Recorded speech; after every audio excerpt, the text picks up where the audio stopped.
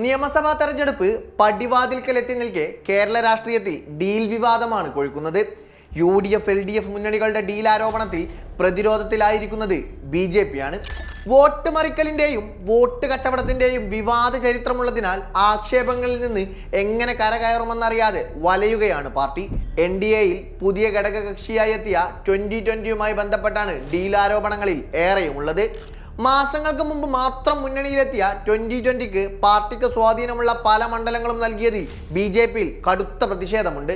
സ്വന്തം കോട്ടകളിൽ പോലും താമര ചിഹ്നമില്ലാതെ വോട്ട് ചോദിക്കേണ്ടി വരുന്ന അവസ്ഥയിൽ BJP പ്രവർത്തകർക്കിടയിൽ പ്രതിഷേധം പുകയുകയാണ്. ഇതിന് പിന്നാലെയാണ് ഇപ്പോൾ ഡീൽ ആരോപണം കൂടി വന്നിരിക്കുന്നത്. വിജയസാധ്യതയുള്ളവരെ മത്സരിപ്പിക്കണമെന്ന നിർദ്ദേശത്തിന്റെ മറവിൽ സീരിയൽ റിയാലിറ്റി ഷോ താരങ്ങളെ കൂട്ടമായി ഇറക്കി മണ്ഡലങ്ങളെല്ലാം 2020 സ്വന്തമാക്കി. എന്നാൽ ഏറ്റുമാനൂരിലും പെരുമ്പാവൂരിലും സ്ഥാനാർത്ഥികൾക്ക് വോട്ടില്ലാത്തത് അവർക്ക് തന്നെയാണ് തിരിച്ചടിയായത്. പാലക്കാടിന്റെ പേരിൽ തുടങ്ങിയ ഡീലാക്ഷേപം ഇപ്പോൾ മഞ്ചേശ്വരം, കാസർഗോഡ്, റാന്നി, കോന്നി, ആറന്മുള, തൃപ്പൂണിത്തുറ, കൊടുങ്ങല്ലൂർ, ഏറ്റുമാനൂർ മണ്ഡലങ്ങളിലേക്ക് കൂടി വ്യാപിക്കുകയാണ്. ഇത് ശരിയാണെന്ന് തോന്നിപ്പിക്കുന്ന വിധത്തിലാണ് സ്ഥാനാർത്ഥി നിർണയം.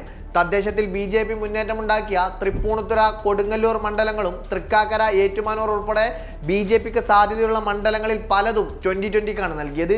കൂടാതെ വർക്കല, ആറന്മുള എന്നിവ ഘടകകക്ഷികൾക്ക് നൽകാൻ നീക്കം നടന്നെങ്കിലും BJPയിലെ പ്രതിഷേധം കടുത്തതോടെ തീരുമാനം മാറ്റി. ലോക്സഭാ തദ്ദേശ തെരഞ്ഞെടുപ്പുകളിൽ BJP മുന്നേറിയ കായംകുളം ഉൾപ്പെടെ BDJSന് നൽകിയതിലും അമർശമുണ്ട്. ഒരു താമരയെങ്കിലും വിരിയിക്കണമെന്ന ഉദ്ദേശത്തോടെ 140 മണ്ഡലങ്ങളും സ്ഥാനാർത്ഥികളെ ഇറക്കിയ NDAക്ക് ഈ ആരോപണങ്ങൾ കനത്ത തിരിച്ചടിയാണ് സമ്മാനിച്ചിരിക്കുന്നത്. NDAയുടെ വിജയം ഭയന്നാണ് ഡീൽ പ്രചാരണമെന്ന വാദമുയർത്തി പ്രതിരോധിക്കാനാണ് രാജീവ് ചന്ദ്രശേഖറും കൂട്ടരും ശ്രമിക്കുന്നത്. ഇതിന്റെ ഫലം എന്താവുമെന്ന് കണ്ടറിയണം. വോട്ട് കച്ചവടത്തിന്റെ കറപുരളാതെ ഒരു താമരയെങ്കിലും ഇത്തവണ വിരിയുമോ? അതോ ആരോപണങ്ങളുടെ നിഴലിൽ NDA കൂടുതൽ പ്രതിരോധത്തിലാകുമോ?